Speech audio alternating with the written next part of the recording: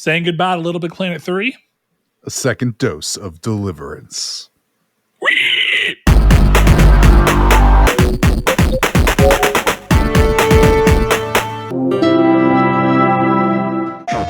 Hello and welcome to Triangle Square, the PlayStation podcast. And I said, squeal like a piggy, boy. There goes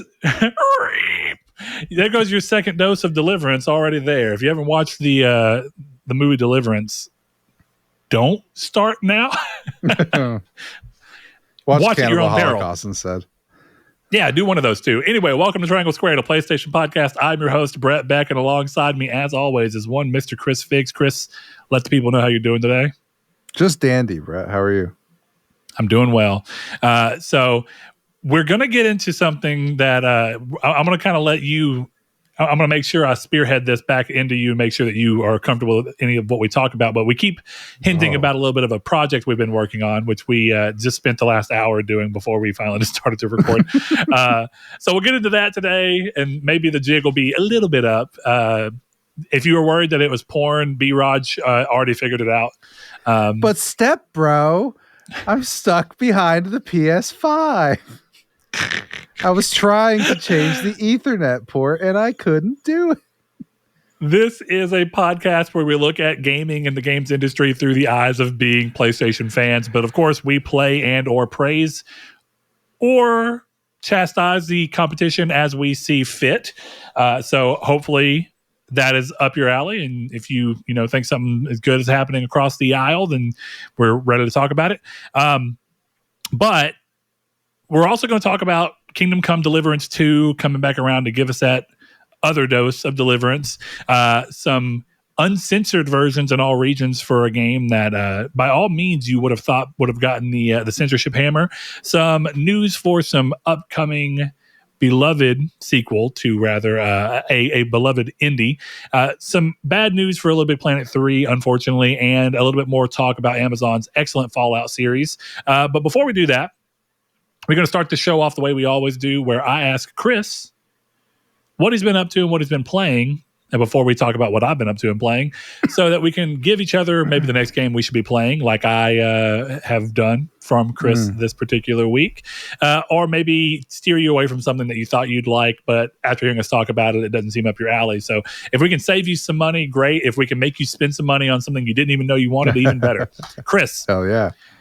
It looks like we both have one game list. Now, I don't believe that for 1 second from you, but I believe that you decided to only want to talk about this one game. So why don't you go ahead and let the people know what you've been playing? So the main thing I've been playing is Dave the Diver on PS5.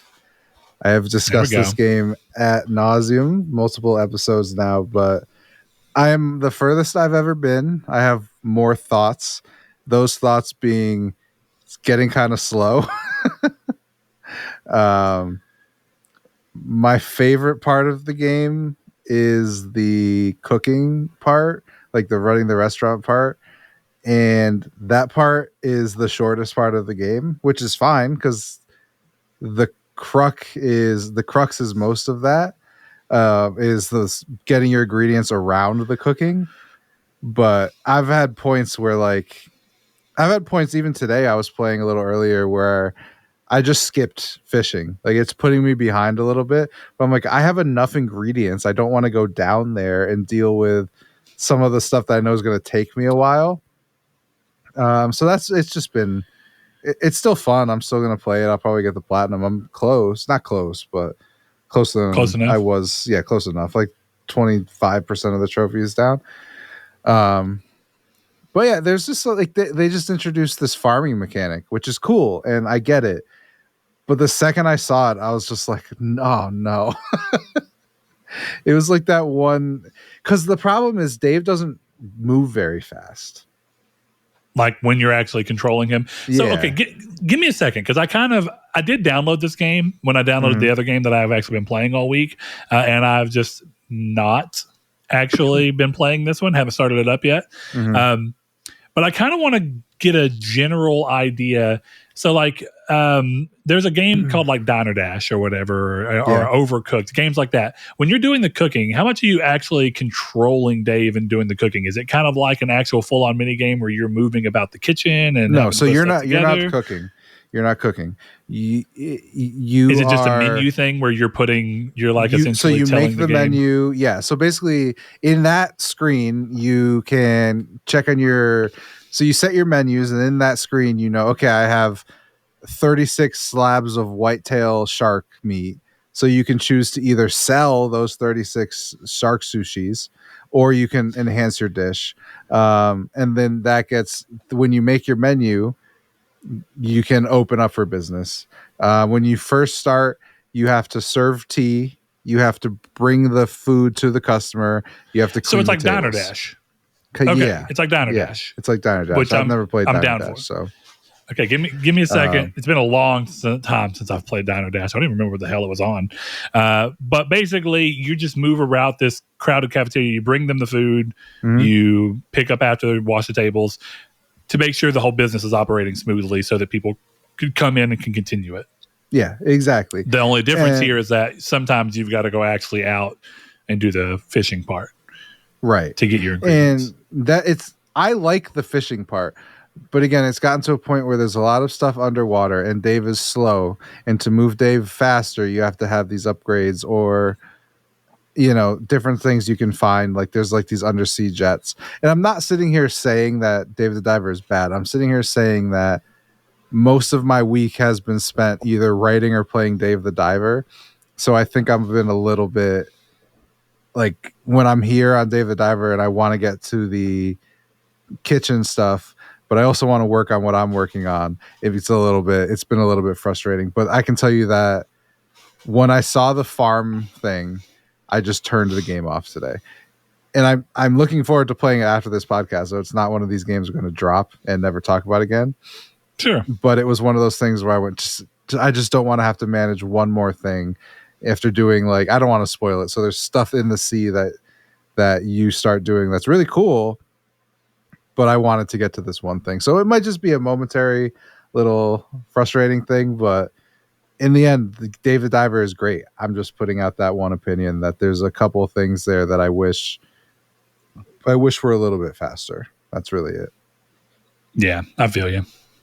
But that's the complicated part for that game because, have you ever seen some games look boring? But are very fun, and some games look fun, and then as you're playing them, you're like, this is kind of boring. Like, my go-to example of a game that I always think looks fun, but it just gets so boring so quick is fucking, and it's been a long time, so base this off the fact that I'm thinking of the PS2 versions of this game. Let that be known. Dynasty Warriors is a game that I used to think looked so fun when I was a kid, and then I finally borrowed it from a friend, and I played the endurance mode I played the normal mode and got incredibly bored. Then I played the endurance mode where you just kill as much as you can before you get killed, and I did that for about 2 hours and had a great time then. But it was just after about that 2 hours, I'm like, I don't think I ever want to play Dynasty Warriors in my life again. And I have such a bad taste in my mouth because of that, for that game in particular. But the flip side of that is I think the game I've been playing, if we're good to go ahead and kind of scooch over to that, I finally started playing a game that Chris basically yelled at me enough to play, and I finally started playing whenever I got through with the games that I was committed to, and that is Balatro. And it's for anyone who may not remember or didn't hear that episode, it's a game that by all means follows the rules of poker in terms of what cards you're playing with. You have a deck. So you're dealing with a playing deck, 4 of them to be, not 1 actually. And then, so you have 4 of every card type in your normal version of the deck. You play through, you get so many cards, and you have to play 5 card hands, or up to 5 card hands. But the hands are all based off poker rules. But you're not playing against somebody. You're not placing a bet. You're earning coins and playing against the blind that you're just trying to hit and or exceed. And when you're doing that, you have all these different cards like jokers and tarot cards and planet cards that you can do to level up the hand so that when you play certain hands, you get a better immediate coin value and a bigger multiplier so that you have an easier time hitting that blind per hand. And it's a roguelite, so that every time that you fail a run, you restart from the beginning. But as you play and do well enough, you'll unlock new things for each new playthrough, like new decks, new jokers, new vouchers that you can buy on any given run, so you can play what's happening. And I think, I think that game looks boring if you look at it without thinking much, and you're not really getting into the mindset of it, and you just see someone playing it, you're like, this is stupid. Why would anybody play this? But if you spend 2 seconds actually playing it, it is so fucking engaging in a way that this other game that's constantly asking me to do shit is just not. Like, Dynasty Warriors is not engaging to me at all. And yet this thing that I can play as fast or as slow as I want to is so engaging, because I'm having to make sure I don't mess up. And then I plan out everything, and I set up my hands, and I don't waste all my discards by trying to set up one hand when it's not going to allow me to be able to beat the rest of the game with the hands I do have to play. So, but what I was getting at with that is I've been really iffy on where I stood with Dave the Diver, because I couldn't tell from looking at it alone how fun I thought it would be, because I think the fact that it kind of straddles these two worlds just makes it a little complicated to understand outside looking in. I think the game is obviously fun. I think the problem I've had, like I was saying, is, and I said it to you, where it's like I've been doing one thing so much that I need a distraction. And Dave the Diver has fallen victim to that, and the fact that it's the game I've been playing, because I just sit at my desk with my laptop open and play games, and then I, write what I'm thinking and move forward. So Dave the Diver has been occupying that time, because it's a very easy game to pause. It's a very easy game to go for. And I think I think it's a game that I would say, like, you can have your binge sessions all you want, but it's best played in a couple hour sessions. And then, okay, you know what? I'm going to do a day. I'm going to do 2 days. I'm going to get this mission done, because what I'm finding is, it being the only game I've really had time for this week, it's getting a little monotonous to do. Hey, yep, we're going diving. Oh, I'm all the way down in the sea. Nope, now I need my UV flashlight so I can get even for, you know what I mean? Like, there's those small stuff where it's like, hey, why don't you just give me like a taxi to the depths, or something like that. So it's a little bit quicker. But again, for me, it was more we keep introducing mechanics that are just one more thing you have to do before you get to the part where you see all your numbers go up. And as we've talked about, I am a number go up kind of guy. So I like that. Well, that's what I think. That's what I think speaks to Balatro so well, is that it's exactly what I liked about Inscription so much, where it's like, you remember whenever I was playing Inscription and I found that stupid broken thing where I just could infinitely tick a card up? Yes.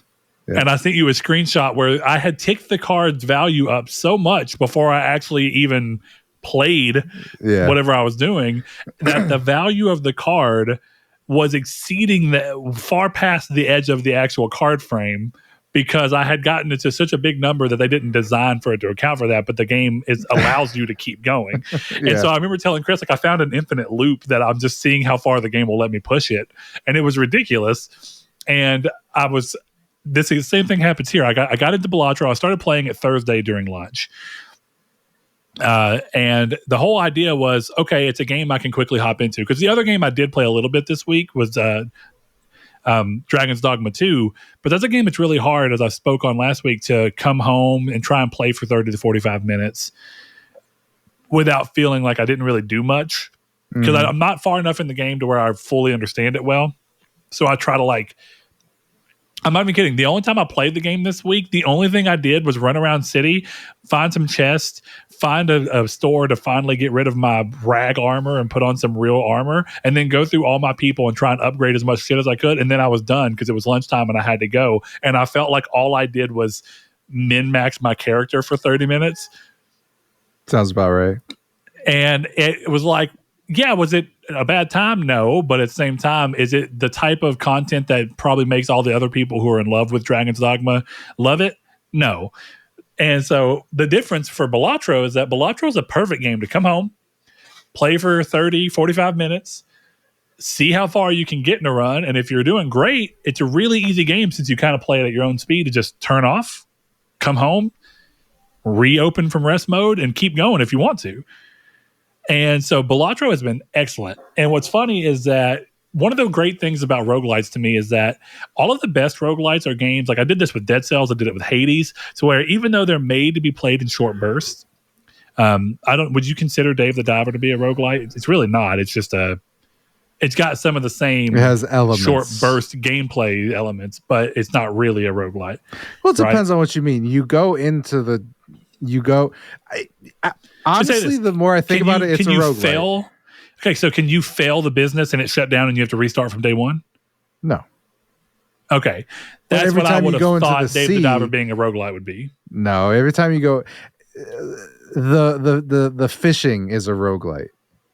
Yeah, it's like it's got rogue elements in the fishing part. Yeah, because you start from the top, you have to go all the way down, you have to set your equipment. You start with bad equipment. As you find stuff in the deep blue, there you upgrade your equipment. The upgrades continue through. It's very much a roguelite in that sense. There's just other elements to it. It's funny that you say that because a game that I also think kind of follows that ideology is Sundered from Thunder Lotus. Mm-hmm. And it's a game where it's a roguelite in the sense that every time you die, the map resets. And you have to kind of find your way through this gauntlet again. But you have all of your powers. Anything that you've really unlocked, you keep going. So it's not really a roguelike, but it has so much roguelike elements that you kind of view it as one. But either way, going back to Balatro and what's been so great about it is just that feeling of like, I get home, I can hop into a run, see how well I can do. And I start to do that same thing I did with Inscription, where I'm just finding ways to play around with the jokers that I have and the upgrades that you can give to your main deck card so that you can create crazy combos. And I was sending Chris like I'd made a hand that was like 70,000 coins. And this was like my second day playing the game. And Chris it's funny because, of course, the way that I am with games, here I am. I played Balatro. The whole point was just to play it so I had something quick to get out of. But all games that are really good roguelites do this thing where they're made to be played in short bursts, and yet they're so addictive that you play short burst after short burst after short burst, and you're just playing this loop, and suddenly you've been playing the game for 4 hours, and you're like, how the fuck did I get here? Yeah. And that's the thing about Balatro is like Thursday after everyone left from card night, I immediately sat down and played like 2 more hours of Balatro. So day one, I got like 3.5 hours of Balatro in.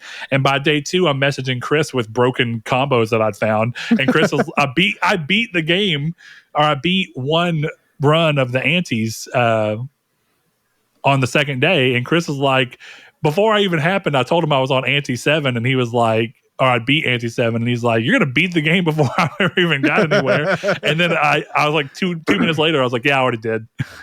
So that's the way I end up playing those games, but that's just because what I was going to get is the min-maxing I was doing in Dragon's Dogma felt pointless because I didn't even get to do anything with it, whereas min-maxing in Balatro feels awesome because it's like your moments between blinds when you're at the store is like so important to the game because the store is your prep phase. How am I going to set up this next blind with what I can buy or spend or sell or set up in this, in the store? And then you keep going. And that's why I think it's really funny. The game clearly wants you to sometimes skip a blind to get a benefit. But I'm always like, that means I don't get to go to the store. Mm-hmm. And so I've hardly ever skipped a blind because I don't ever feel like the benefits are really that good. But maybe that's my problem because I always do. Not always, but like if it's like, oh, the shop has a polychrome Joker, I'm like, yeah, I'm getting that Joker every time, no matter what. Well, it's funny. I found that I've had decent luck just wanting to go through and get specific Jokers, like that capital J, lowercase j Joker that every time you re-roll the shop, it gives +2 multiplier to itself. I've had that same Joker multiple times. First time I ever got it, it was a mult. It was a holographic, so it was multi, +10 mult. Or no, it was chips. It was foil, so it's +50 chips, and then whatever the multiplier was.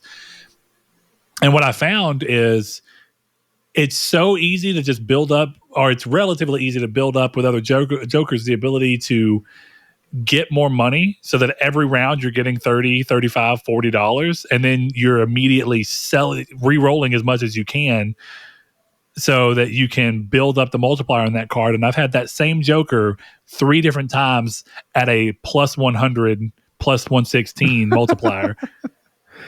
I've never gotten And what's that great, yeah, if you do it, there's a bull card I found too that's kind of the inverse of one I saw that you did, where there's one Joker that gives you plus 2 coins for every card left in your deck. So as you get deeper in your hands and you have less cards, it gives you less coins.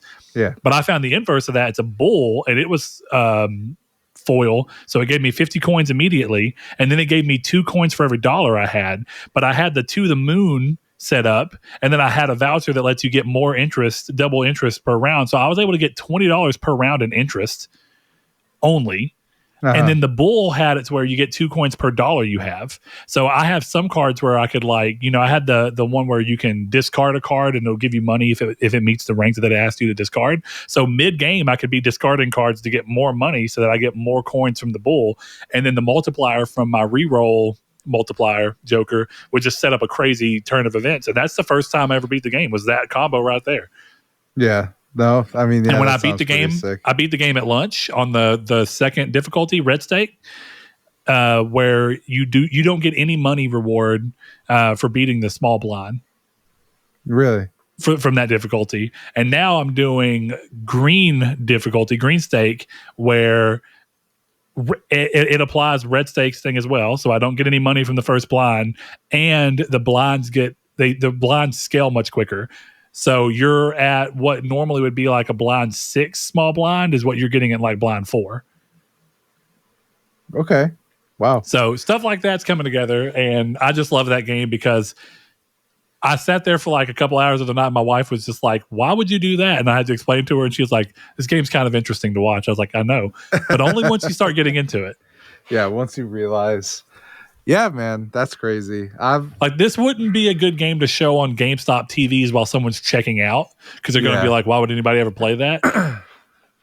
But you know. But once you're sitting and watching for a while, I get that.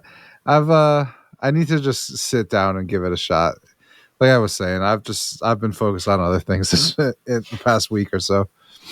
Well, Chris, here's the moment where we can go ahead and knock this question out if you want. Yeah, let's talk we do have a question from Jehudi MD that pretty much pertains to the other thing you've been doing this week besides playing Dave the Diver and asking me at unfortunately inopportune times to play games with you.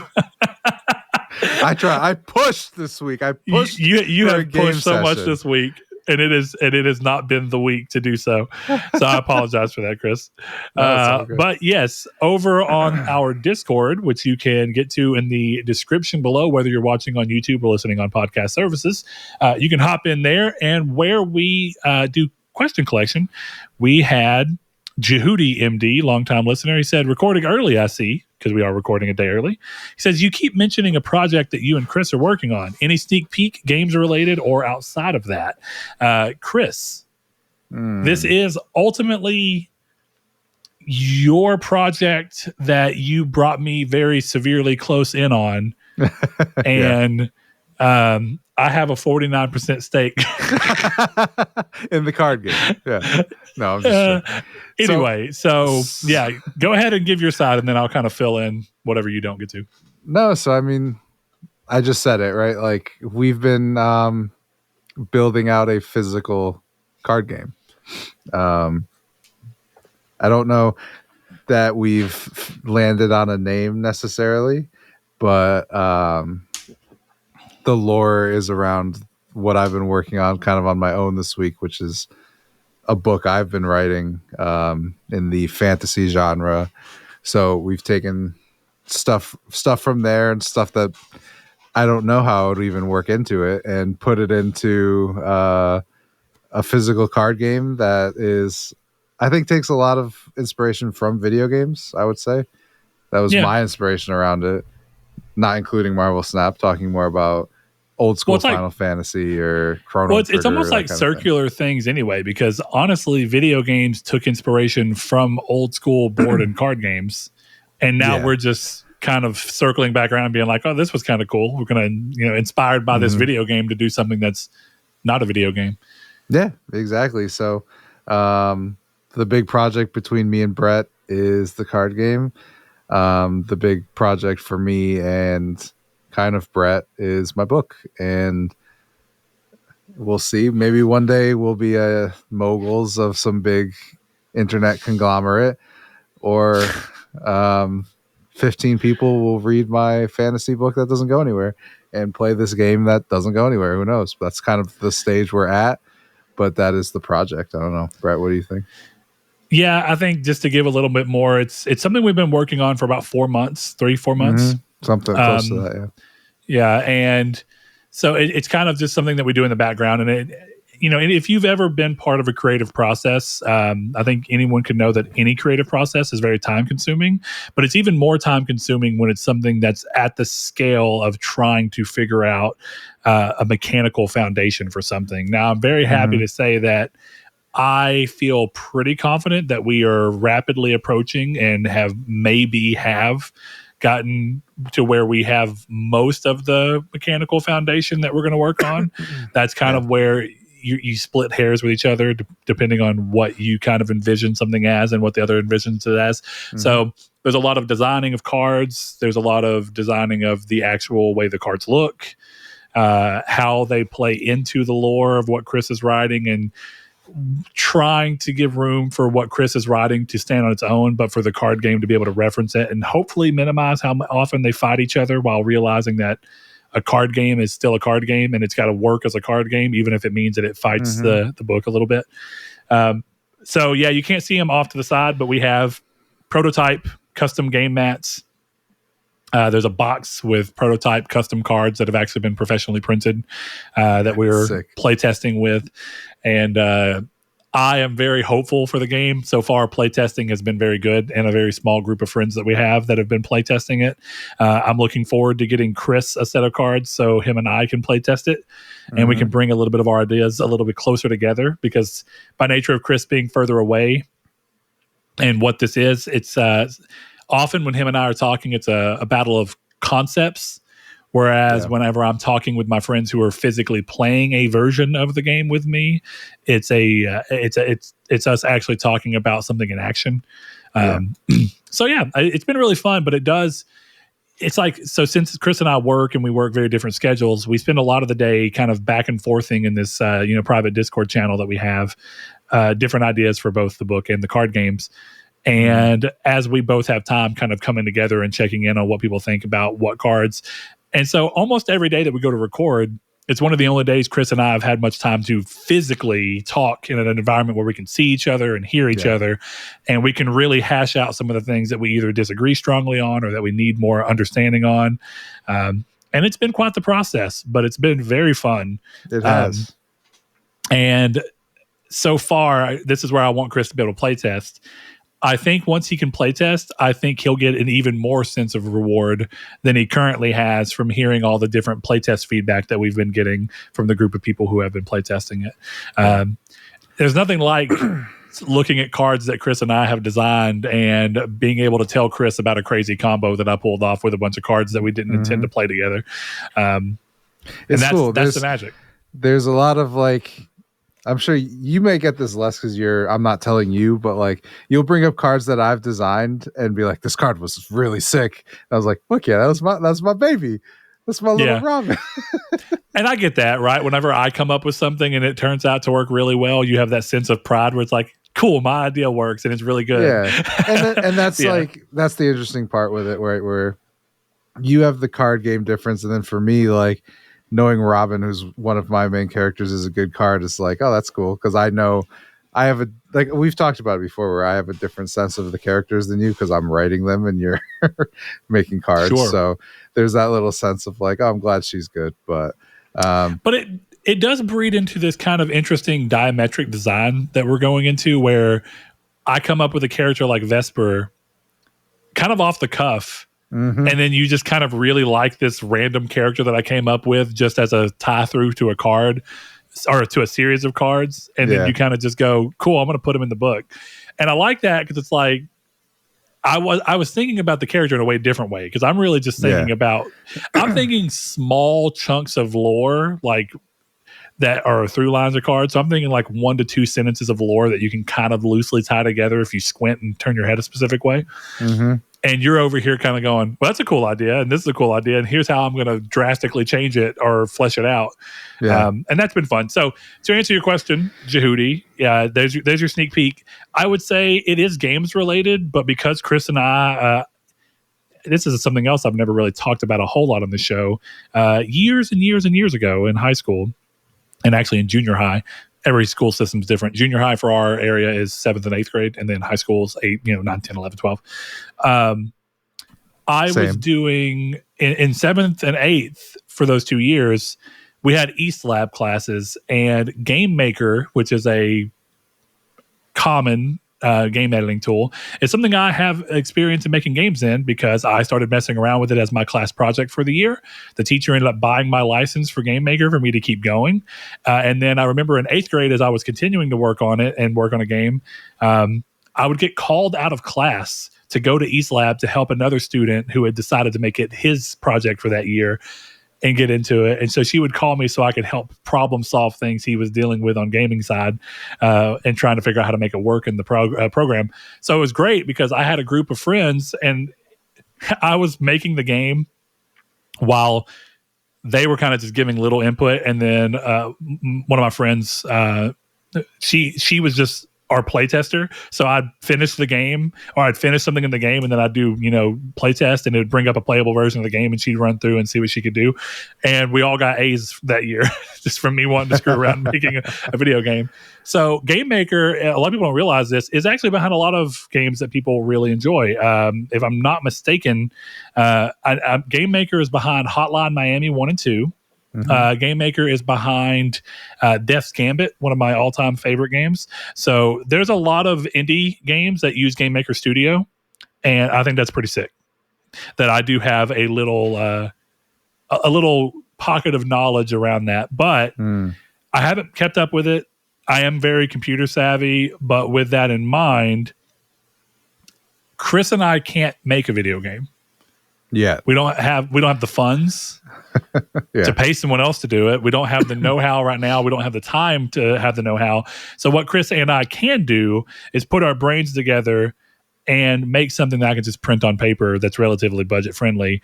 And hopefully it does get somewhere. And if it doesn't, then that's just that's just is what it is. Last two interesting backstory facts. First heard here first. That was the worst sentence I've ever said in my life. Hear it here You're first, a writer? Though. Yeah. This idea actually started because I was joking with Brett that we should design a PlayStation card game and try and sell it to Sony.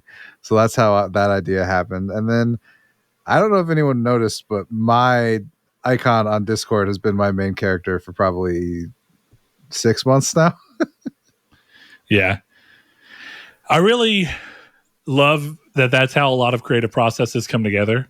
Because like whenever we were doing, whenever Casey and I were doing Obsidian, and we still kind of are, for anybody who listened to Obsidian and really liked it, we have 3 songs, 2 of which are done, have album art and single art, and I just need to get off my ass and put them out. Do it. But it's funny, that whole thing started from me and Casey just being like, we should start hanging out on Fridays and just fucking around with music. That's cool. And then suddenly one day we had like a really great idea that kind of had a very specific sound. And I was like, it'd be really sick if we just built off of this. And suddenly every Friday for like 7 months, we were getting together and coming up. And it was the same thing. It's kind of what I wish, Chris, that you would be here or closer around, because the closest I get to it is when we get the hour before recording where we can really kind of be talking to each other and feel each other's energy.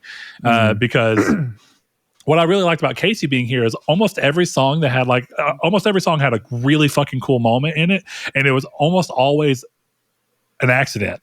Like it was something that we were kind of screwing around with or like diddling around while we were doing something. And then suddenly it was like, oh, that sounded cool. Go back. And then you just kind of keep going through. There's a part where I remember we were recording vocals and I moved a take because I just wanted him to do another take to see what it would sound like. So I moved the one out of the way for a second and I forgot to mute it. And he did his take. And then suddenly it repeated the same line, like a split, with the perfect gap. I didn't even mean to do it. And it was exactly where it needed to be. And that is still in the final song. And nice. I love shit like that because it's just like, oh, that's cool. You just ended up, it's like you stumble your way into a bunch of cool shit. And I think we've done that a lot in this card game. And I think you've done that a lot in your book. So it'll just be interesting to one day kind of be able to push this out and get more opinions on it. But right now, it's a little closer to the chest from an actual design standpoint, because I think we have a lot of unique and interesting ideas. And I don't want people to look at them and be inspired to go off and make something that they might get out of the door quicker than we can. Facts. So with that said, that's where we are right now. Name is to be determined, but we do have a work in progress name that we're working off of. Do you want to see if it ends up landing, or do we keep the name to ourselves? Nah, keep it close to the chest. Fair enough. I like that. All right. There you have it. Hope that's a good answer for you, Jehudi. Thank you for asking and showing some interest in what we've been working on. We appreciate that. And B-Raj, in case you didn't realize, it's not actually porn. Again. But Chris, hear me out. Could be someday. Hear me out, Chris. I'm hearing. You could write. You could write smut to accompany our card game. I've done that. I can write smut. Just throwing out. I got a couple of friends who are really into smut, and I think both of them would be very excited to read our smut that coincides with our card game that they otherwise would have no interest in. I don't know if I ever told you, but there was a point of time where I genuinely considered writing smut under like a fake name with like an anime avatar on Twitter and just seeing how much money I could make. Maybe I do that. Nobody knows. Maybe you do, Chris. It is an anonymous account. I mean, bro, all I'm saying is throw a few dollars your homeboy's way. I mean, you know. Hey, and if you guys want to throw a few dollars to us, go to patreon.com/Nartech and give us a little $1 per month to support the show. And hey, who knows? Maybe you're also somehow, some way supporting our side project that we've been working on. But there we are. So all I have to say to that, B-Raj, is that the picture you posted, fake news. Fake news. Yeah. You know that? I will say though, I did not have sex with that woman. that was really good. That was really good. I liked that a lot. All right. So that means we got to keep going on with the rest of what we got going here. And guess what, guys? Still a busy week. Still doing things. So no community state. It'll come back for $3.50. So we're going to go ahead and bounce into the news. But before we do so, Chris, is there anything else you wanted to talk about or get off your chest beforehand?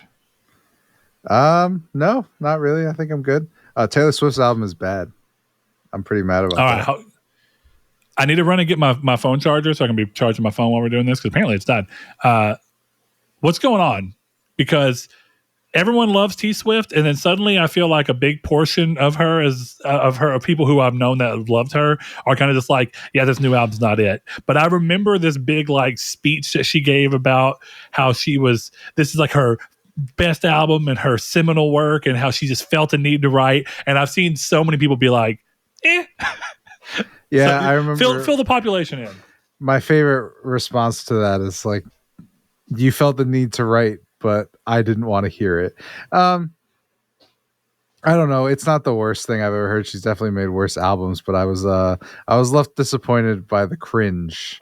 There's a very large cringe element. Like, I don't know. It was cute when she was like a young country singer up and coming, but it's like, you're a billionaire.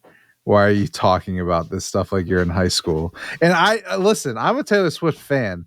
I don't care. But like, make it less cringe. Like, it's just a little cringe. And like, I got turned off because she like advertised this Post Malone feature, and I like Post Malone. I like Taylor Swift. That's really dope. And then Post Malone does these like vocals like 3 layers back in the song, and I'm like, what the fuck was the point of that? What are we talking about here? You let Future have a verse 3 albums ago, and you didn't even give Post Malone anything but harmonized vocals? Fuck off. But I have it on vinyl, so dude, it was like, it was to the point where I'm like, is he in this song? And then you tune into the background. No, he's there. disappointing. But again, Well, have the vinyl. So in stark contrast to their T Swift talk, we did have a little short, stint of talking about metal music last week when we were talking about reaction videos from the question from Ryan, and one of our longtime listeners and patrons, Mr. No Fate, popped up to say that he'd like to hear us talk a little bit more about metal, and I think it's pretty interesting seeing how all this comes together, because one thing a lot of people don't know about Post Malone is at one point in time he was going to be a metal vocalist, and Really? he actually, I got to remember the band. It's a ongoing band right now. And whenever he was young, he tried out for it's Crown the Empire, which is like a metalcore band, and he auditioned to be, I think maybe guitarist. I can't remember. It was something like that. And I thought that was just really interesting because it was like it wasn't a metal vocalist. He was going to be a guitar player. But what a wild world we live in which that comes together. But Chris, right before we started, I remember talking about a band that I think you should try out because I think it might be right up your alley because they kind of blend heavier technical metal moments in with some kind of poppy sensation or moments and or pop mentality. It's a band called Volumes. Okay. And they have been around for quite a long time. But they have this song that I love to death. But every single time it comes on, I always call it a country song because in reality, it is a country song. It's a song called Bend. Okay. And I just want you to listen to it. Doesn't have to be right now, but I want you to listen to it. And I want you to tell me that you can't imagine that with just a country twang on the voice and that it wouldn't just sell. The whole song, the chorus for sure, but the whole song works as a country song. And I so desperately want someone to come in. It's a banger, by the way. Okay. I want someone to come in and do a cover of this song with like a steel guitar and just a real deep like Garth Brooks style accent, and just hit it and see if you can sell the same song to people who love country who would otherwise listen to this song and be like, I don't like all that heavy guitar shit. You know what I mean? Yeah, I do. So there's your inspiration. That's if you don't know of Volumes, check them out. Their newer stuff did get a little bit more pop infused, but I still think there's plenty of tech stuff for it. But if you want to go a little bit older, there's an incredible song from them that's called Erased, and it's off their album from like 2013 or so, maybe 2014. It is incredible. It's a sick song, and as opposed to a lot of their songs, which kind of let the pop-infused moments come into the choruses, this song is way different in that most of the verses are very clean vocals, and when it pops into the chorus, it's just screamed refrain, and it punches, it kicks. It's awesome. It's a great song. It's a banger. Oh, yeah, this is a country song. Oh, so you listen to it. Yeah. My favorite part is always be like, this time it's too late. You can just put a little bit of a country flair on it, and you've already got it. It's there. Yeah, exactly. Yeah. It's a country song. Definitely when it hits the over and over again, I'm like, there it goes. And he of course, he's singing this with no accent twang. At all. No this twang. Accent's coming from me on purpose because I just think it would make a killer country chorus. Yeah, this is a Tim McGraw song, dude. It's great. It's so good.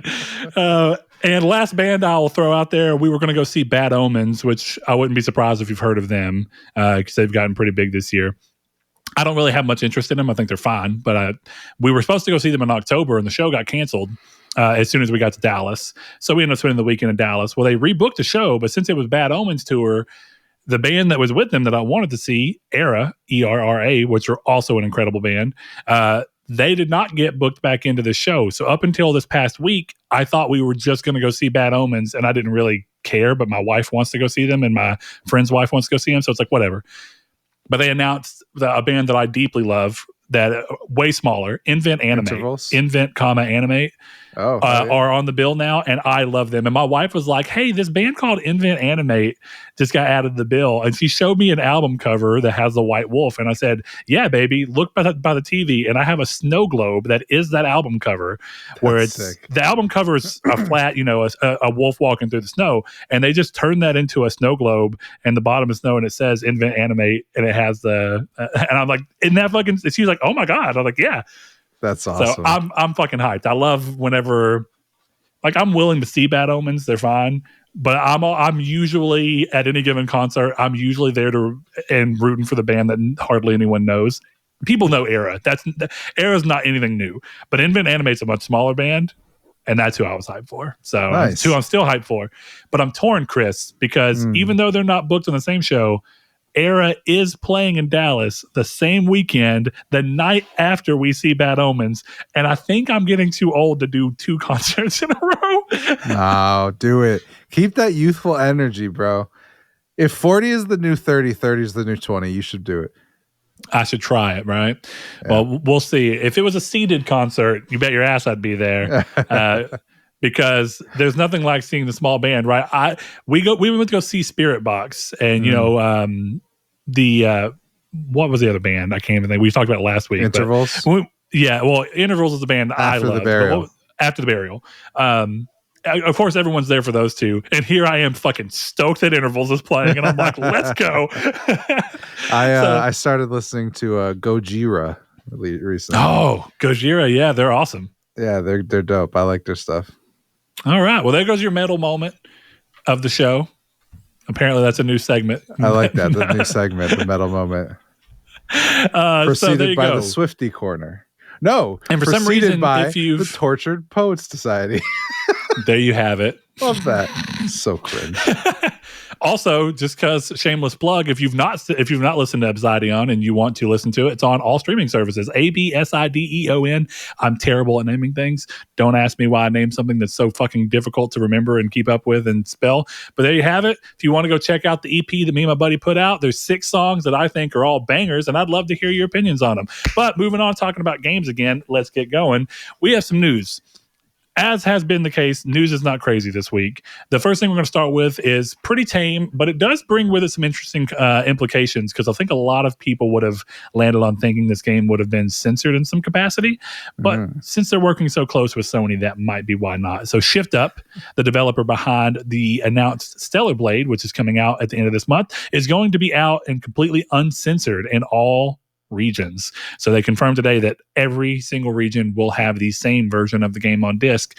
And if you've not seen the game in action, you shouldn't be surprised to think that maybe there was going to be some censoring on some versions of it. I would have thought so. My long-running joke that Sony had, this is so long and who knows how much Sony's changed internally, but my long-running joke was that they had to use a glint of light to cover the ass crack of the girl in Devil May Cry 5 whenever Dante's carrying her. Yeah. And yet I got to watch Abby get uncomfortably railed from a, phone in front of you shot in The Last of Us Part 2. And POV. I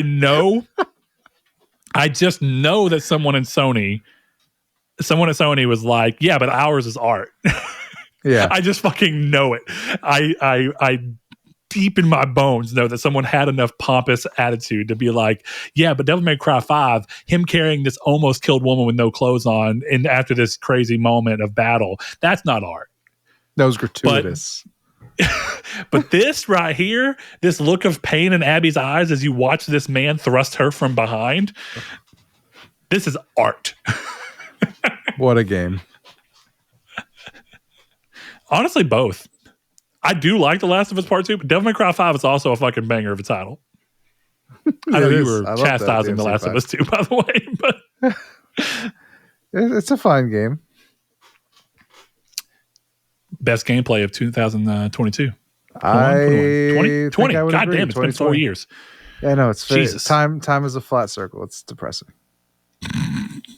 So there goes that. But yeah, Sony has long been this kind of company that's become synonymous with censorship because of plenty of the games, Senran Kagura and all these different games being censored on PlayStation, and yet Nintendo, the family-friendly console that won't even let Roblox be on their system, is like, sure, you can have your tits and ass and bathing suits over here. So This is surprising, but I do think that there's been some signs that Sony has slacked a little bit on their heavy censorship. And I also think Sony's willing to make exceptions for games that are partnered with them. And this game has gotten a lot of positive buzz. So what do you take from this, Chris? Do you think that this is just a flash in the pan moment for Sony or what?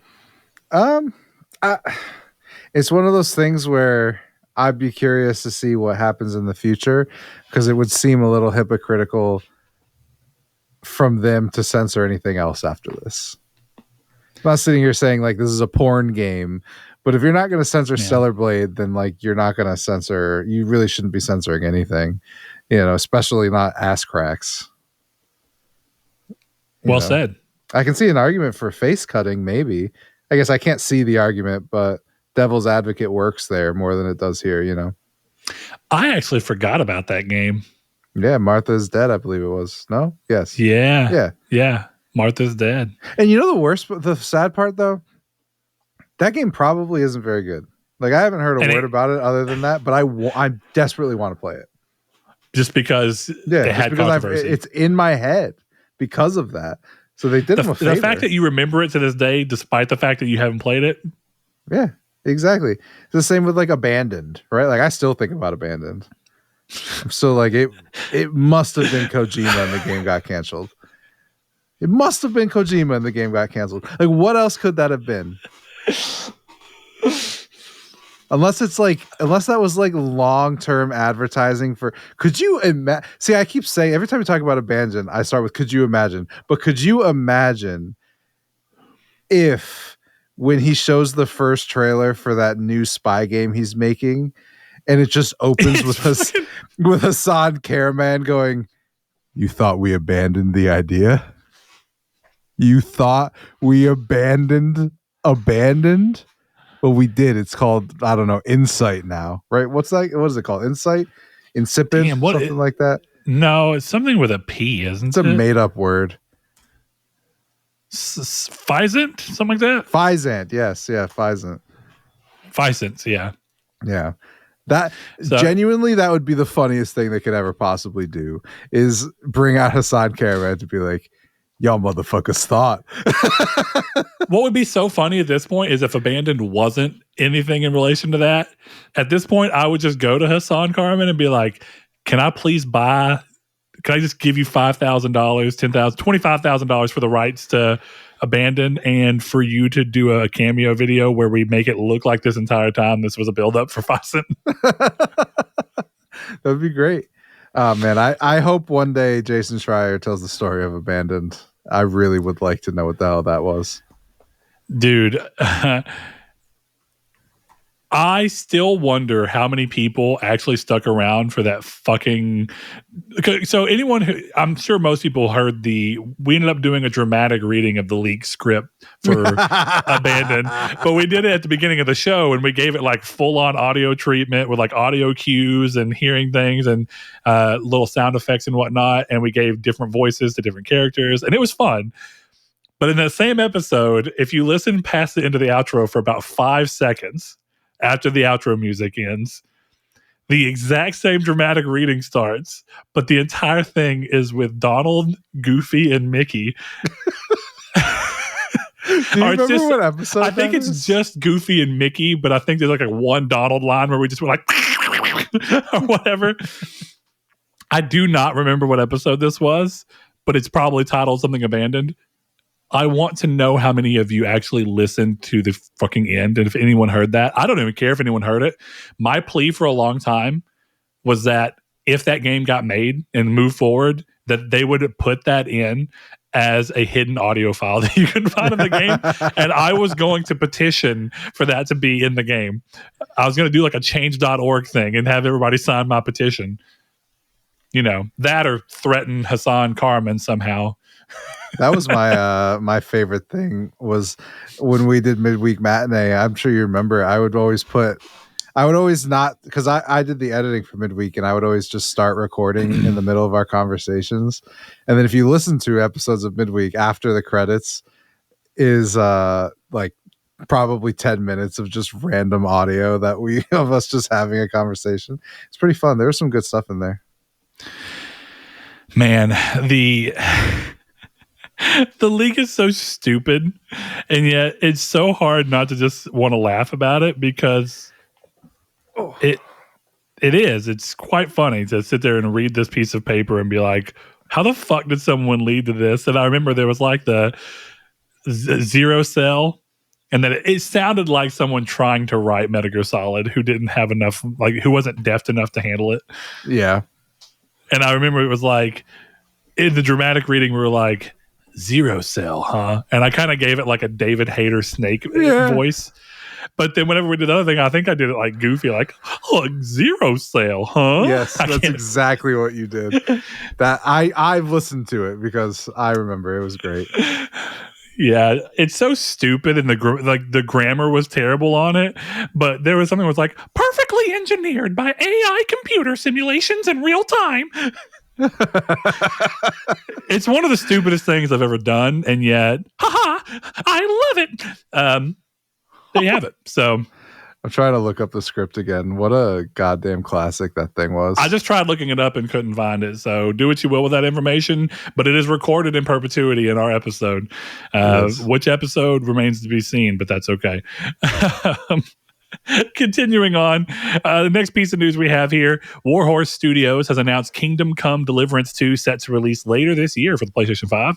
The sequel promises to be a more ambitious project than its predecessor, enhancing the medieval European setting and gameplay that fans loved about the original game. Now, this is exciting for plenty of people. I actually never played Kingdom Come Deliverance because, no shade at all to this game, its whole shtick is about being obtuse and having to do everything the way that you would kind of expect to do it if you were running through a simulation of this time period. That's that game's whole shtick. I think that's cool. I applaud them for doing so and sticking to their guns on it. And I also applaud them because they fought a lot of backlash about racial diversity in the game. Fought a lot of backlash about ease of use of the game and how it wasn't friendly to people with different disabilities and whatnot. And I think across the board, the fact that this game became as big as it did and did as well as it did speaks to two things. A, an ability to just really be like, we made what we wanted to make and we're sticking to it. And B, what Chris just talked about and the power of controversy. Because I do think Kingdom Come actually got more popular because of the fact that it was considered controversial. Without a doubt. Absolutely. Yeah. So it's cool. Maybe Kingdom Come Deliverance 2 will do just as well. And, sometimes controversy actually points you in the direction of a great game. That's just the reality of it sometimes. So. Yeah. I downloaded it again recently. I've thought about going back.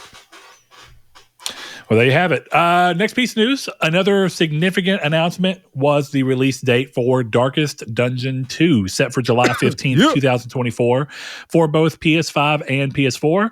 The game will also feature a new DLC with discounts available for PS Plus members at launch. So this is day one DLC. We'll see how that goes and bears for some people because some people do not like that.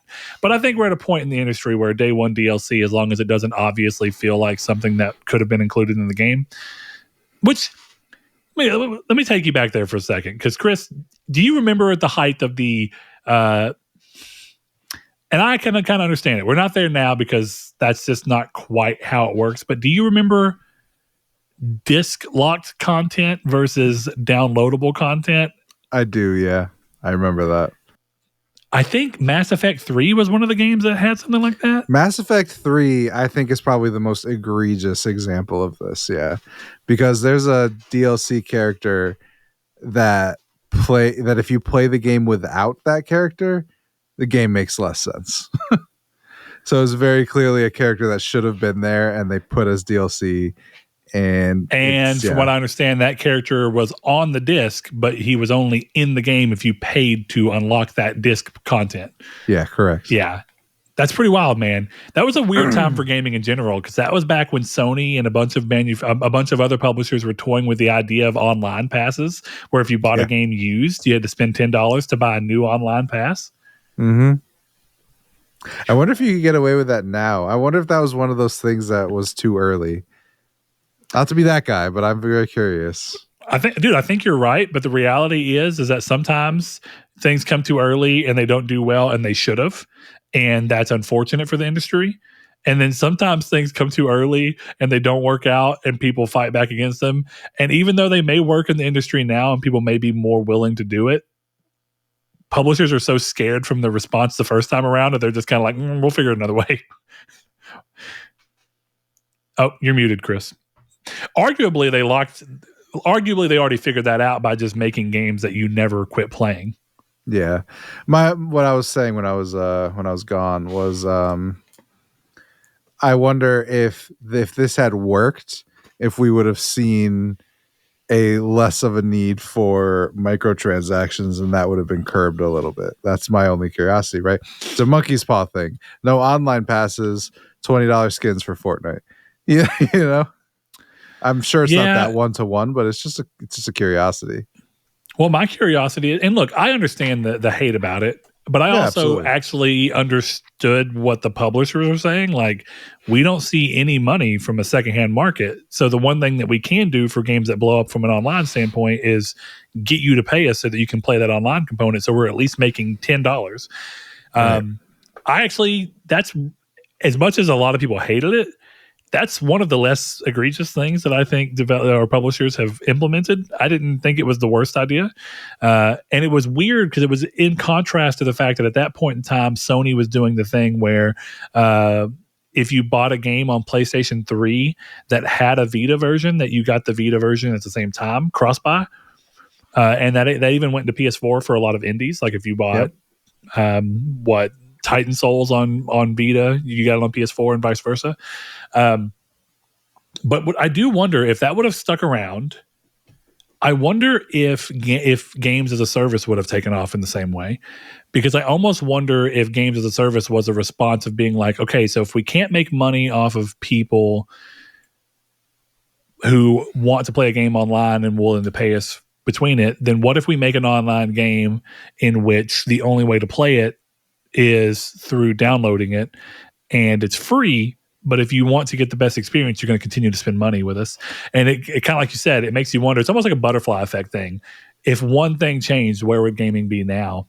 But who knows? I mean, look, for as much as I give the gaming industry guff about games as a service being seemingly a little too prevalent, and I do harp on that a lot, and because I do believe that it's something I don't particularly want to see the games industry do.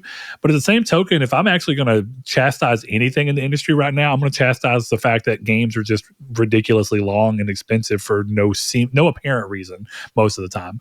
There's 10 hours bare minimum in almost every game that I can kind of be like, it didn't need to be there. This is here because people are afraid of the 1886 effect, where if your game is 10 hours, you best hold your clutches because you're going to get a 0 out of 10, buddy. And word of mouth is going to dive into the ground, and suddenly it's not going to work. You couple that with the fact that everybody wanted to be Skyrim with something. This is Skyrim with guns. Yeah. You kind of see how you get to where you are. So yeah, it's interesting to see how the industry may have changed because, arguably a lot of games as a service stuff started beforehand, but games as a service, or at least Battle Royale, right, came from PUBG. And I wonder if Battle Royale would have seen the same light of day. You imagine so, because it was an Arma 3 mod. But yeah, I would think so. Maybe the big publishers wouldn't have gotten behind it. Maybe. It's interesting. I don't know, man. I don't know. Speaking of online games and sometimes the issues that come around with them, Sony has confirmed that LittleBigPlanet 3 has been taken offline after a lengthy shutdown for, quote, technical issues, stating that after difficulty fixing the issues, they've decided to end support for the game. As a result, user creations will be unavailable. This is what I hate about this. LittleBigPlanet 3, for a few of its down moments, LittleBigPlanet 2 is a great game. LittleBigPlanet 3 is great. LittleBigPlanet 1 is great. But LittleBigPlanet 3 did one thing exceedingly well, and that is that it fully delivered on letting people make whatever they wanted to within that game, but have way more freedom than they had prior to that. You could do full-on RPG games. You could change where the camera was located. And a lot of that you could do, but it took a shitload of work and you were really limited. Now, ultimately, Dreams took this idea and expanded on it exceedingly so. But I have fond memories of creating with LittleBigPlanet, and while I know that eventually all things must come to an end, it's going to be kind of wild that I won't be able to log on to LittleBigPlanet, because LittleBigPlanet 2 has been down for a long time as well. I won't be able to log on to any LittleBigPlanet and see the things I made and published. I made an Uncharted series of like a movie in LittleBigPlanet 2 with my buddy, where we used the Bluetooth microphone that came with SOCOM Confrontation. And we recorded voice lines for characters. So I was Drake, and we had this character named Ricardo, and we had a fully scripted thing where you're like, a Sackboy walked in wearing the Nathan Drake costume, and we had another dude worked up, and I show up, and then I had the voice recording line that would play, and then my buddy Jonathan did the voice for Ricardo, and we were playing through, and we put it out, and no one, including myself, could ever go see that. LittleBigPlanet 1, I made an entire World War II game where it was a side-scroller World War II thing where you had to destroy tanks and airplanes and shoot them out of the sky. It was super fun, and it's gone into the ether, unfortunately. Sadly, R.I.P. to that, man. That sounds cool, though. I wish I'd been more of a LittleBigPlanet guy. It was fun. I remember that was like the early trophy era, so I remember like really trying for those trophies as a kid. Didn't get them. They're so hard too. It's so much work. I actually loathe the trophies for those games because they're so community driven. They are, but I do really dig them. Those games, so. It's crazy that you've never played them. Look, you don't have a Vita anymore, right? I do. Oh, you do? What am I talking about? Yeah. Did you ever play LittleBigPlanet Vita? I did not, no. It is the best LittleBigPlanet game from a story perspective. Like the way that, from a gameplay and story and everything coming together, they use that device so well, and it plays so well into the way that LittleBigPlanet games actually play. You should definitely give it a try. You cannot get the platinum anymore. So you should just give it a try for the sake of seeing a pretty wild game. But it really sucks that you didn't have the experiences that a lot of me and my friends had, because there was like nights where we would just be playing LittleBigPlanet 2 had a bunch of mini games that you could play on the planet. So around levels, you'd unlock mini games.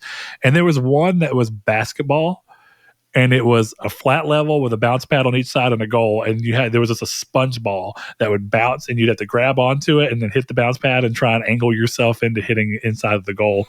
Yeah. And it was wild because like you could bounce and grab the other person to change their momentum to pull them away from it. You could do like flips with it and stuff. You could both grab the ball to try and keep more momentum going towards the ball.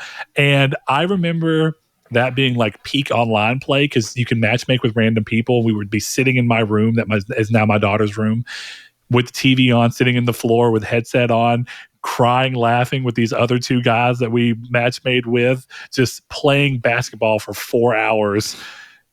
Flipping around and crying and laughing at all the different stuff that was happening. And dude, sounds like us playing A Way Out. Yeah, spending an hour and a half on a throwaway baseball game mechanic is one of the weirdest things I've ever done, and yet I had a fucking blast. Dude, we were having so much fun. I would genuinely play that one section of that game again right now if you asked me to. Yeah. The downside would be we'd have to get to it. Like we should have made a save branch right there. Be like, we got this for future. It's a good point.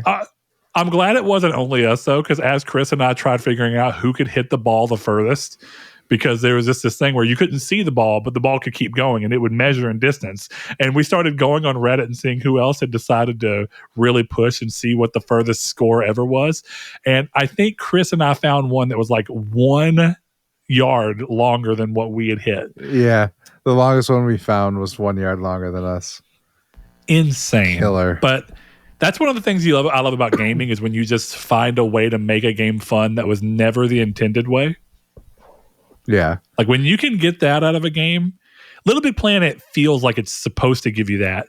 A Way Out feels like it's supposed to be a gritty 2-player co-op game with very story driven, and then we spent an hour and a half playing baseball. We also spend a few hours trying to beat each other in how many pull-ups we could do. Yep, that's true. Great side missions, man. Great side missions. All right, moving on. The last thing we really have here, and we have a question that's kind of tied into this as well. Amazon's Fallout has been confirmed for a second season and is joined by the fact that Fallout 4 benefits from the same sales jump that Cyberpunk, The Last of Us, and other video game adaptations have caused with their respective series, with Fallout 4 jumping to number 1 in Europe game sales and probably pretty high in American ones. The show is excellent. I finally finished it. Chris hasn't quite finished it. It's so good, though. It does a lot of things, and it really uses... I don't think very many people are going to agree with me on this, and I don't particularly care, but I was talking to my buddy Donovan, and I feel like of the adaptations that have come so far, the two I've liked the most are Twisted Metal and Fallout. And the reason is that both of them are familiar and new all at the same time. Something about watching Fallout feels like everything you know about the world of Fallout, and it pays attention and is actually trying to do something within it, but it's new, and I've never seen this story before at all. And these are characters that I don't know, but they feel familiar because they feel like they are at home in the world of Fallout games. Yeah. And I think Twisted Metal nails that too, where Twisted Metal is all new. None of that. I remember feeling like I didn't think you could even make a successful Twisted Metal show because how the hell do you do it? And they figured it out by doing something different, really playing into the tone that they had to play with and doing something unheard of and kind of different with the elements of a world they knew. So I've been very excited to see how this is turned around from a live action adaptation way, because Cyberpunk Edge Runners is excellent. Yeah, absolutely. I love Fallout. I'm glad it's coming for a season 2. We'll probably get the 5th Fallout season before the 5th Fallout game. You think it'll actually go that long? I know it's kind of hard for you to say right now when you don't really know where the show completely ends at. You know something. Yeah. I mean, I know what the ending is just as a Fallout fan. I bet I could say it and you'd be like, yeah, that's right. But I think my assumption is that if they keep going at a certain point, they'll just find another vault dweller, tell a different story. That's what I would do. Yeah. I mean, that's definitely a way to approach it. It'd be curious to see if they can keep the quality that they have for that long. You know, it's kind of like Denis Villeneuve or whatever. Whenever he's working on Dune, he's like, I have one more movie in me before I want to make other things. He's like, I want to see Paul's story through, but it's a long process and it takes a lot of time. And so I'm going to make this movie, and then I want to go make other movies I want to make. It's like, okay, that's fair. I mean, that's completely fair, but I'm going to be real with you. Once this Dune set of movies over, we don't need to see the rest. I don't know how into Dune you are, but I don't need to see anything that comes after Paul. I'm good. Yeah, I want to see Dune Messiah for sure. Dune Part 2 is fucking incredible. But I don't want to see the worm. I'm good. Okay, fair enough, man. If you know Dune, you know what I'm talking about. I don't want to see it. Yeah. I don't need to see it. Yeah. I don't need to see it. I know enough about Dune. Yeah, I don't need to see it. That's all I need to know. Anyway, that's our last piece of news, but we do have a question that kind of coincides with it, coming from one of our longtime listeners, longtime patrons, Mr. Rude Days 93. He says, with the Fallout success, so the Fallout series success, an Elder Scrolls live action could be in the cards. What would you have the plot be, and what would be some of the unique casting you would make? So first thing I want to go through here, Chris, is we'll talk about the other two. How likely or how much do you think that the success of Fallout indicates that there'd be an obvious through line to Elder Scrolls being successful as a live action, adaptation? I don't know. I think the biggest thing Fallout has going for it is overall it's wholly unique. And Skyrim would just be PG Game of Thrones. And I don't need that TV show. It's funny that you brought up Game of Thrones, because my immediate thought was that the problem I seem to have with fantasy right now is that if you are fantasy and you're on TV, there's almost like an expectation that you're going to Game of Thrones it.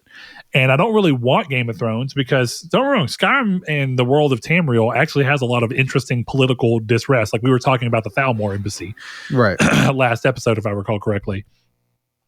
And it's like, that's cool. And I would actually like to see that. But I have a feeling like if they even did Elder Scrolls, they would start with Skyrim, they'd start with a Dragonborn, and they try and tell a story because that's the most accessible version of the show that is going to have the right type of thing that audiences would be attracted to. And I'd be really curious to see if they do any other ones, because I actually think the story of Morrowind is excellent, and that they could tell a story in Morrowind and have something interesting and unique and weird. But it also comes down to cost, because like Fallout's not that expensive to make because it's a bunch of deserts, dilapidated buildings, and cars that are all based in reality. So it's a lot easier to pull off. Whereas if you have a story in Skyrim, it's a bunch of trees and mountains and hills. You can pull that off. If you have a story in Morrowind, you have like blood moons and mushrooms and giant flea-looking things that are called silt striders that take you to and from each providence. And you're just kind of like, or province rather. And you're just kind of like, yeah, okay, this is a lot more interesting, but this is probably a lot more expensive from an effects standpoint. I'd be curious to see how they do that. So, Chris, first of all, do you consider yourself as big of an Elder Scrolls fan as you think you are a Fallout fan? No. I didn't think so, but I was curious. No. I like them, but it's more of a thing where all Bethesda games feel similar, so it feels the way I like, but the vibe of Fallout is just unmatched, and that's the whole thing for me. Yeah, I mean, I quite like the Elder Scrolls, but you get into this thing where like a lot of Elder Scrolls is fueled specifically by D&D lore, which is not a problem. I mean, a lot of things are. That's just kind of the reality of D&D being so, it's permeated culture in a lot of various ways, to the point of where like, there's a lot of D&D inspiration if you look at something like Chronicles of Riddick, and how crazy sci-fi it decided to get. It just decided to play into a bunch of stuff. But I am not immediately sure that the game that it would be a success. But let's kind of go through. Plot wise, I think I've kind of landed on where I think that they would choose to go with it. Though, if they really wanted to be Game of Thrones style, I think they would go with Oblivion. Actually, I could see that, and I say that because Oblivion and Hell. Yeah, but those would be like your shock moments. You wouldn't do them often. Look, but you'd have a few of them to be like the few big vault scenes, True. Look, if I was going to make a Skyrim show, I wouldn't make a Skyrim show. I would make a Dark Brotherhood show, or a Thieves Guild show, or a College of Winterhold show. Like, well, see, that's the thing about those games. They're kind of meant to be like a smorgasbord of stuff, and they're great. But it's like the world of Skyrim has so many things going on, which so does Fallout, just to throw that out there. Fallout has the Brotherhood of Steel, which they talk about in this show. They have the Vault Dwellers, which they talk about in this show. They have the ghouls they talk about in the show. So they're doing a lot of things that you see in the other games. But I think Skyrim really pushes that to a much further thing. Skyrim's got way more factions than I think the Fallout games do.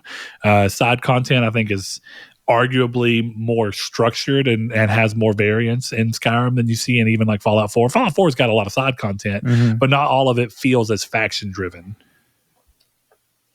True. I can agree with that. So I don't know, how do you approach doing Skyrim? Because like you have the companions, which you can tell a really cool werewolf story. Werebear, actually, but what do you call it? Werewolf. Yeah. Man, bear, pig. It depends what you're going for, because you could do exactly what I said, but the show is based about the Dragonborn, and hey, season 1 he runs upon this kid who really wants his teacher killed, and it's the Dark Brotherhood season, and then next season he steals something, and Brynjolf walks up to him and goes, "Oi, would you steal that ring from that lizard man?" Like I think if you're doing Skyrim, you either don't follow the games really, you follow one of the factions, or you do probably the most interesting thing, and you follow people dealing with the aftermath of the Dragonborn showing up and tell the story that way. Yeah, but I think a lot of people would be like, why didn't I? Because people who didn't play the game, right? Who are coming into this thing that's new, and they'd be like, why didn't I get to see the Dragonborn fight with Parthenox and go into Valhalla? And there'd be all these things where people, this is what and I'm not belittling people's opinions. I understand it.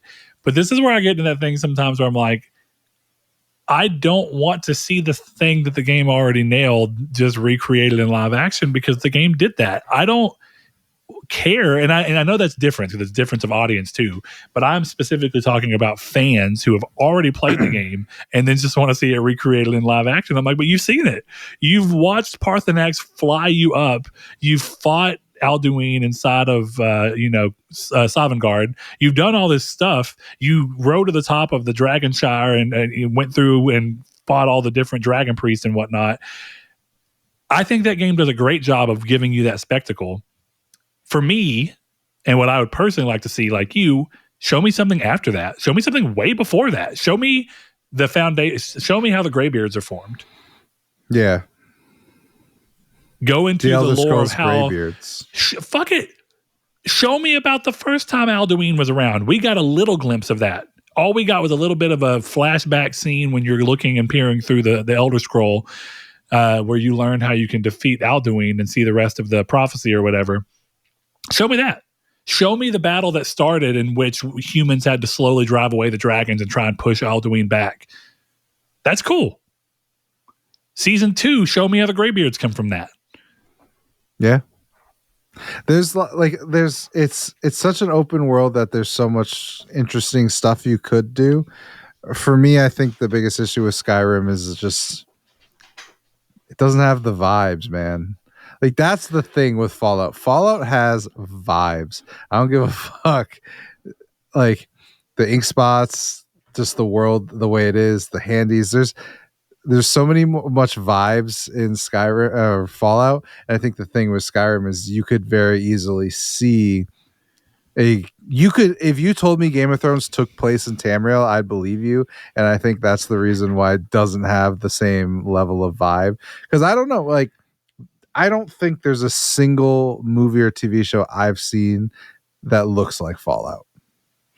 You know what gets so weird about it? I agree with you, but I also think that, well, I'm not going to act like futuristic things that are retro don't exist. But Fallout's unique spin on it that you don't see often in big stream media is the fact that it's future retro in a wasteland. So that's kind of its shtick.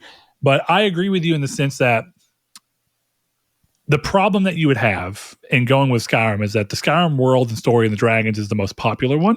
It's going to be the one that pulls you the most in terms of people wanting to see it. But it offers so much opportunity to be compared to Game of Thrones because Game of Thrones is very dragon heavy. And I think if I were creating this, Game of Thrones is awesome, but you don't want to be so close to Game of Thrones that you're getting comparisons in the sense where they can look at one and go, this one's obviously better than this one. And if you can't make something that's obviously better than the thing that you're so similar to, you probably shouldn't make it. Mm-hmm. Because you're just going to have a lot of people who are like, Game of Thrones already did this and they did it better. And so I would really lean into doing something that's different. And you can finally bring a dragon in with the whole Mehrunes Dagon thing that happens in Oblivion. But that can be way later in. And at first, what you're seeing is political unrest, but with these weird demon creatures outside. And those can be your little moments of, like Fallout does with the rad roaches and the weird axolotl thing with, I don't want to get too far into it. But, that show revels in its weirdness, but just a little bit because it's trying to make sense budget-wise. It gives you enough to set the tone for you and kind of give you the world, terrify you a little bit. And then it's like, okay, we got to be mindful of our budget. Yeah. Main takeaway is that I don't really need a Skyrim show, but I'd probably watch it. Yeah, I would definitely go the route of Oblivion.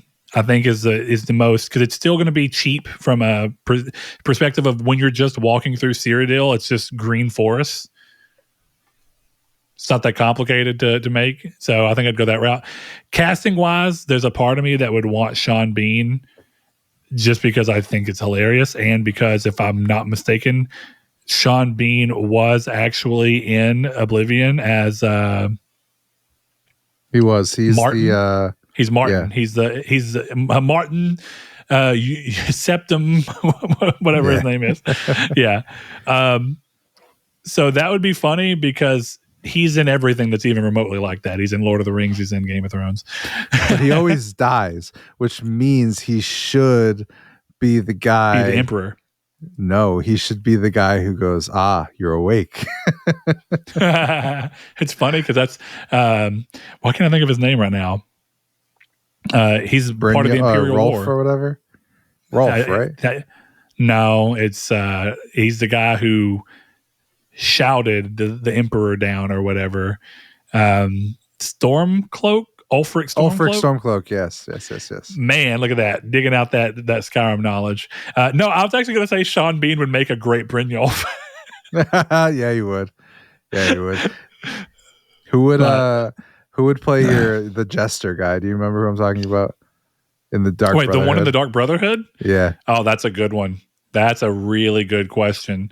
I wanted to say Bill Skarsgård because I have a good answer, and I think you're gonna laugh when I say it. So you're going Bill Skarsgård? I think that's a pretty solid answer. Okay, hear me out. I think I'm right here. It's Michael Cera. I would totally be yeah, I'd totally be down with that. And my favorite thing about Michael Cera is he plays enough wild characters that skew so far from the way that you see him that you can see him as anything now. Yeah. I could see him getting him in This Is the End when he's just railing lines of coke and then slaps Rihanna's ass and then like being an asshole about his cell phone and getting stabbed through. I'm like, what the fuck is going on here? I know, but it's great stuff. Yeah. So any other characters you want to cast in the Skyrim show before we move on? I'm trying to think through. I think Idris Elba as the guard who ends up meeting with you in Oblivion after the Emperor dies when he's the one down in the tunnels with you. Yes. If they're actually going to tell a story recreating Oblivion, this is the route I'm going. In my opinion, leader of the Blades, right? You're saying? I'd be okay to say that. Yeah, he's one of the Blades. In my opinion, I would actually like to just see a storyline entirely of the Blades, but the Blades are in the Emperor's thing, so like it would definitely have to skirt around it, but that's just kind of the way it goes. It would be kind of cool.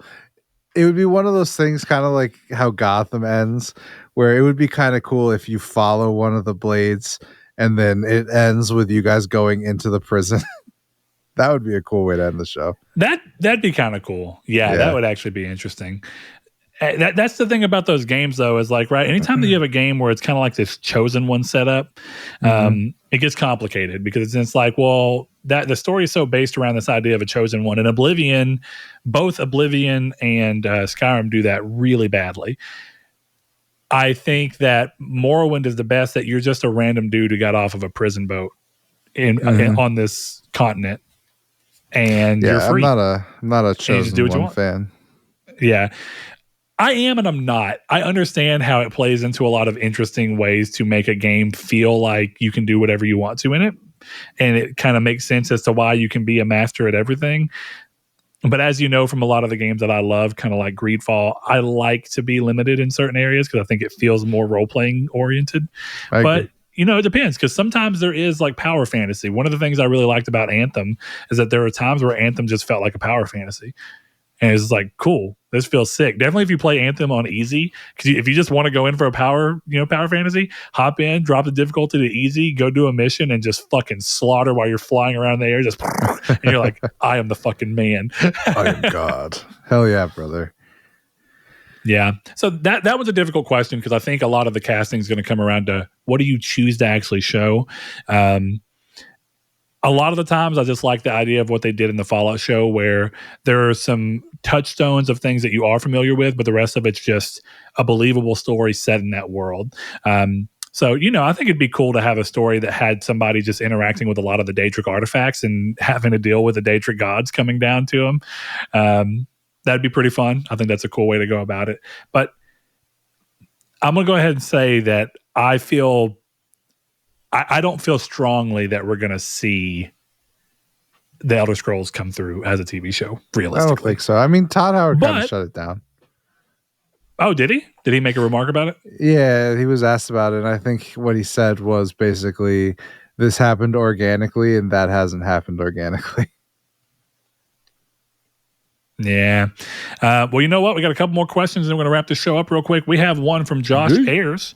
Says, question for Chris. Sorry, Brett. I know you're feeling on it. Should the PS5 have themes?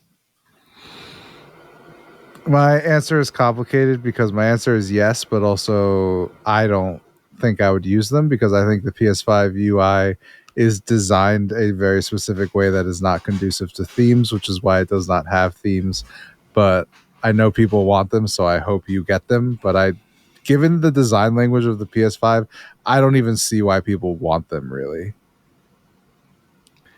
Just a holdover, because I think what it really comes down to is the PS5 is in many ways the third, variation, really the fourth, depending on how you want to look at it. But I'd say the third variation on the XMB.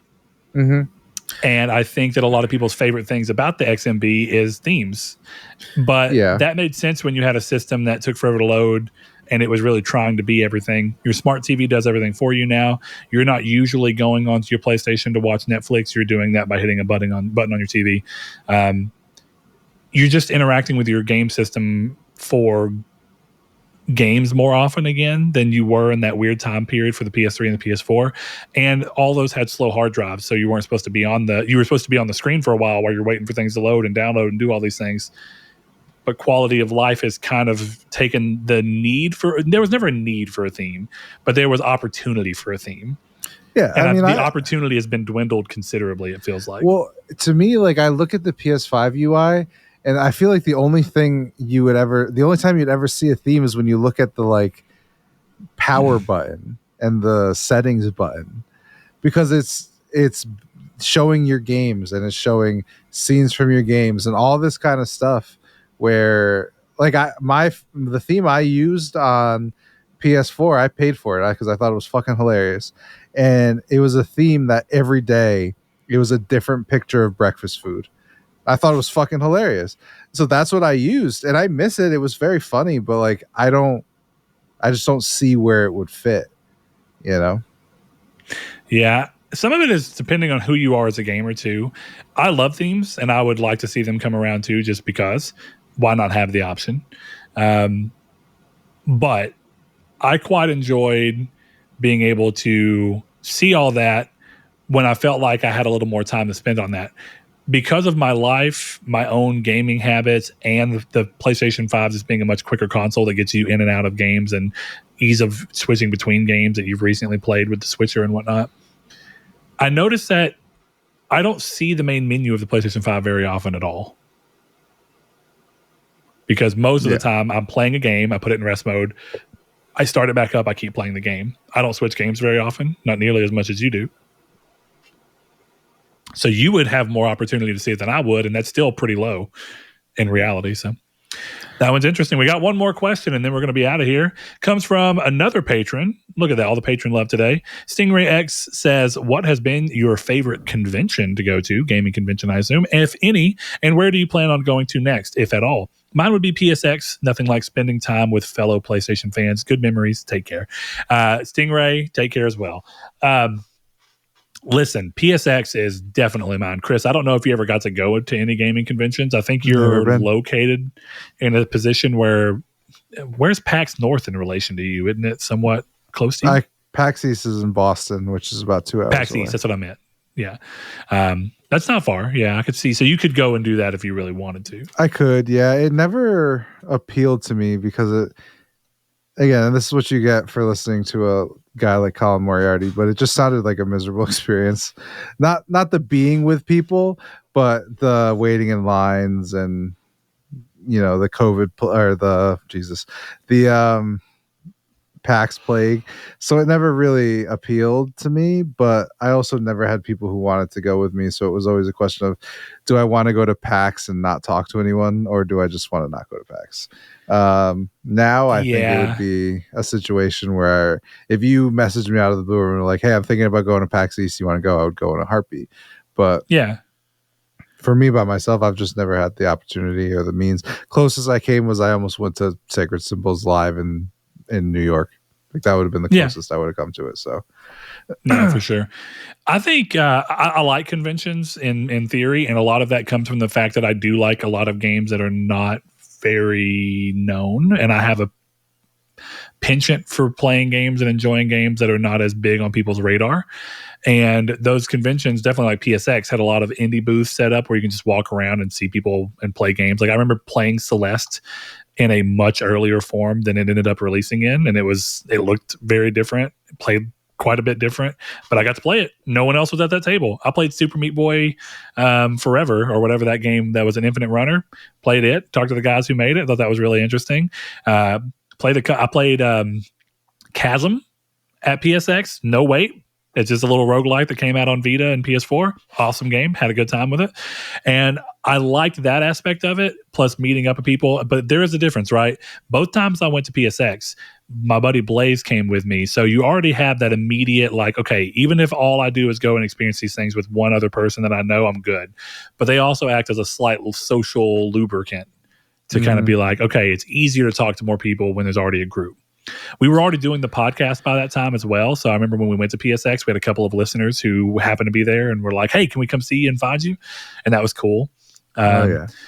And we were just kind of having fun with it. And I remember we brought a camera. We ended up not putting any of it out, but it was fun to kind of do. We brought a microphone that had a little logo of Triangle Square and the Nartec thing. And I'd brought some of the custom-made cases I made. And I would stop random people and give them quizzes. And then if they got enough of the questions right, I'd give them one of the custom cases. So it was a fun time. And, we were going to post those videos as kind of like social media stuff, but I'm horribly lazy when it comes to doing social media because I don't really do social media in my normal life. So I had a lot of great ideas. I didn't have the wherewithal to see it through. It's the problem I have with being in a band. I want to make the music and I love recording it and I like the songs. I don't want to promote.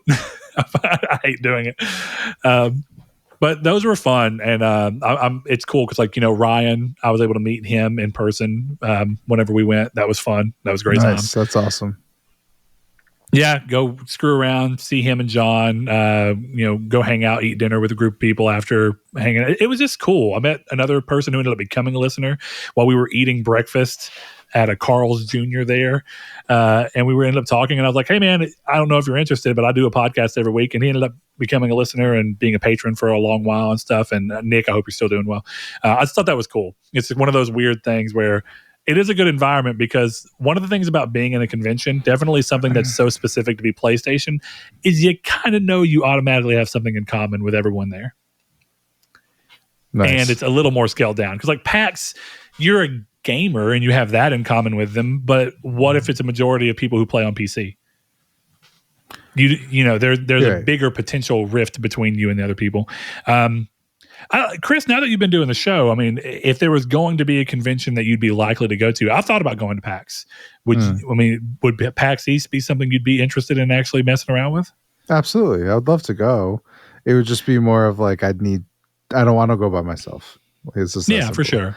Well, how about this? Next time that PAX East comes around, let's try and keep an eye on it and see if we can plan to go. Hell yeah, I'm down with that. Bet. All right, cool. Well, there you go, Stingray. I appreciate the question, but I think that brings this episode to an end, and I am going to get off of here and go snuggle up to my wife before bedtime, which sounds like a great time. So, Chris, as always, thank you for joining me. Is there anything you'd like to leave these people with, parting word-wise? Vampire Survivors is coming to PS5 this summer. Vampire Survivors is coming to PS5 this summer. So one thing that we always do is we always shout out our patrons. But before we get to doing that, if you want to interact with us in any capacity, remember you can find us in the Discord by clicking the link in the description below, whether you're watching on YouTube or listening on podcast services. You can hop in there, talk to us day in, day out, as well as a lot of our other listeners about what games you're playing, what music you listen to, what movies you're liking. You can hop in and there's a section for you to talk about anything we've talked about on the podcast and chime in with your opinion.